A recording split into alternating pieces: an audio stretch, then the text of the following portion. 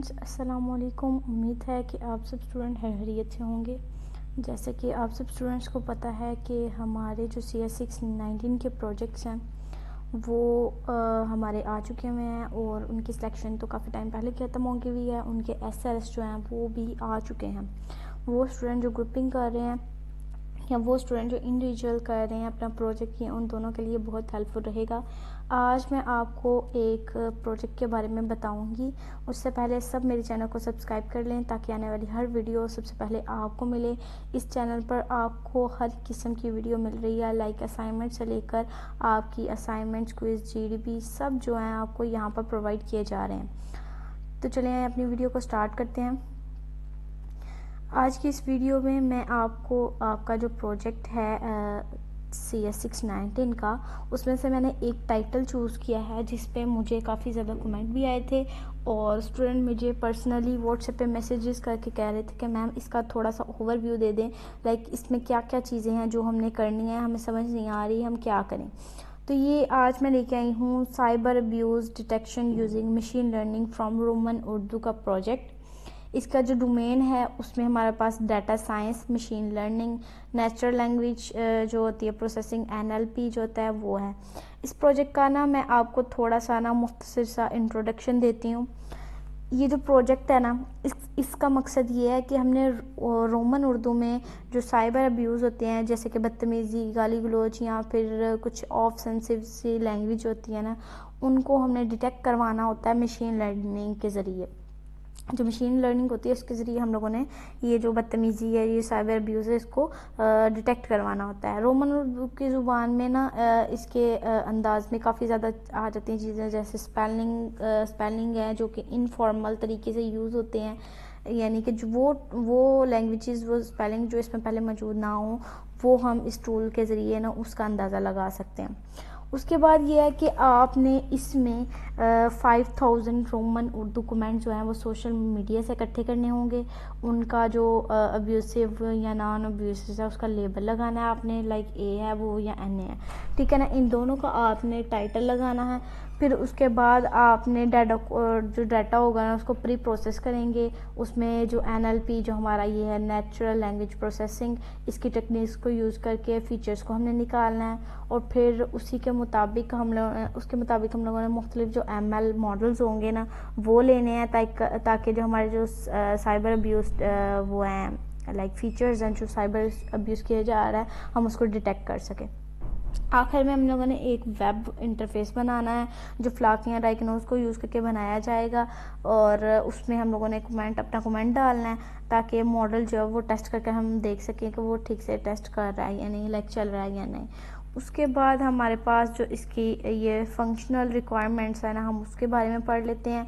जो हमारे पास डाटा कलेक्शन है, सबसे पहले इसमें हम लोगों ने कम अज़ कम 5000 रोमन उर्दू कमेंट जो हैं वो सोशल मीडिया प्लेटफॉर्म से कलेक्ट करने हैं।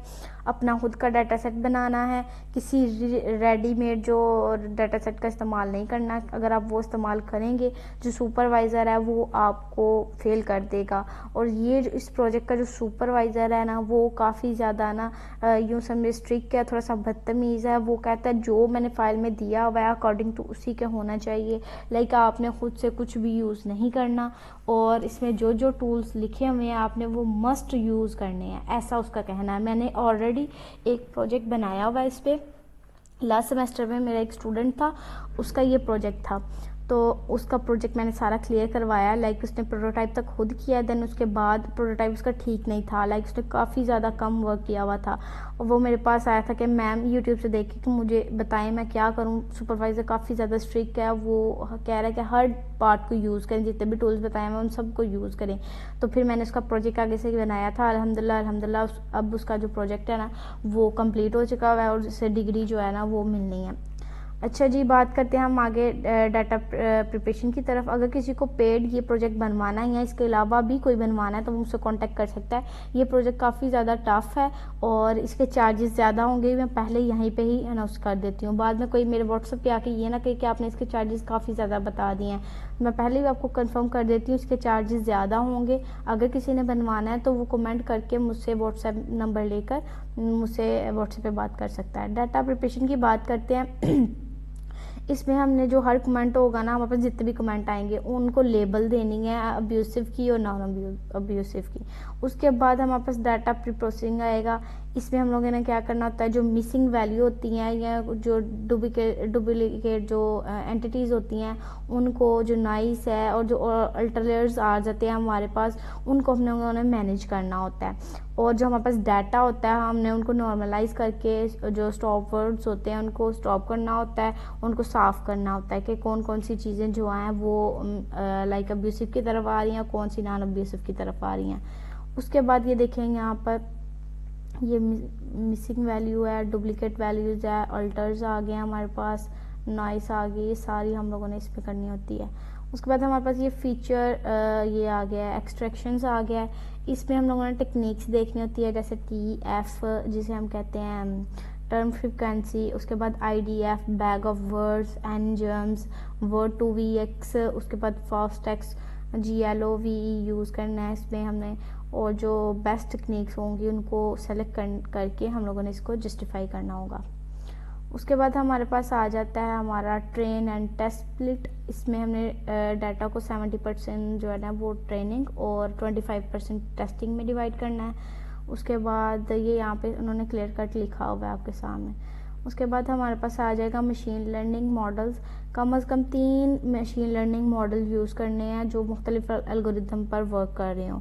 जैसा कि हमारे पास आ गया नेवी वाइज, जिसे हम मल्टीनोमियल या बायनोम ऐसे करके कुछ बोलते हैं। उसके बाद स्पॉटर वेक्टर्स आ जाते हैं, जो SVM जिसे हम कहते हैं स्पॉट वेक्टर मशीन।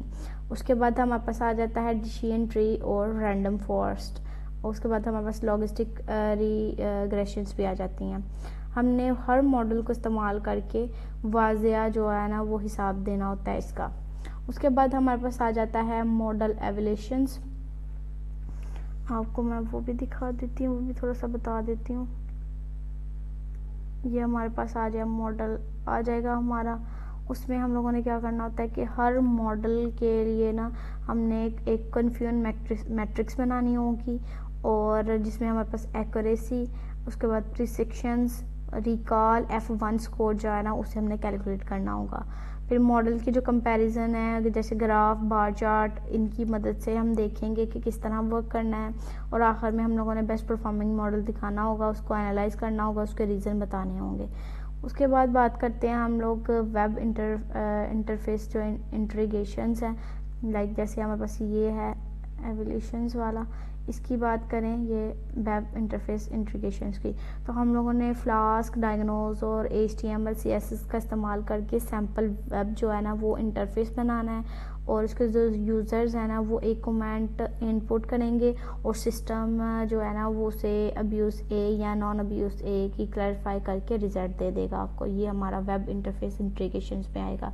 टूल्स की बात करें तो हमारे पास यहाँ पर ये टूल्स दिए हुए हैं। पाइथन है, पाइथन में हम लोग ये जो एनाकोडा, इसे हम पाइथन, ये पाइथन है हमारे पास, इसमें हमने एनाकोडा ही मैं बोलती हूँ इसे, और जुपिटर जो है नोटबुक है उसको यूज़ करना है। और जो ML लाइब्रेरीज़ हैं उसमें हम लोगों ने स्टिकिट-लर्न, पैंडास और नेमीपे, NLTK etc ये यूज़ करना होता है। और जो वेब इंटरफेस है इसमें हम लोगों ने बेसिक्स, आपके पास HTML CSS आ जाए, फ्लास्क आ जाए, डायग्नोज आ जाए, ये हमारे पास होते हैं। बाकी उन्होंने आपको साथ में दिए हुए हैं कि इसमें एक चीज़ ये मस्ट है कि आपके जो सबसे मोस्ट स्किल्स है ना वो ये होने चाहिए कि आपको AI, ML, NLP, पाइथन और बेसिक वेब डेवलपमेंट की जो पार्ट्स होते हैं, जो फीचर्स होते हैं, आपको उनकी समझ होना ज़रूरी है, क्योंकि क्वेश्चनिंग ज़्यादा होंगे ही इनमें।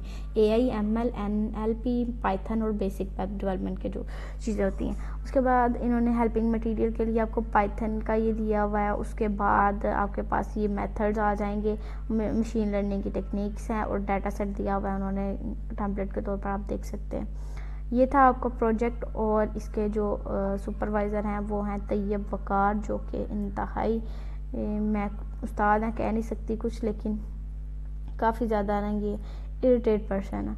तो ये था आपका आज का ओवरव्यू। अगर किसी स्टूडेंट ने ये पेड बनवाना हो तो वो मुझसे एट अ टाइम कॉन्टेक्ट कर सकता है, क्योंकि डेज काफ़ी कम है। इसका SRS भी बनना है और इसका SRS नॉर्मल तो बनना नहीं है, ज़ाहिर सी बात है, हर चीज़ डिफरेंट होनी है।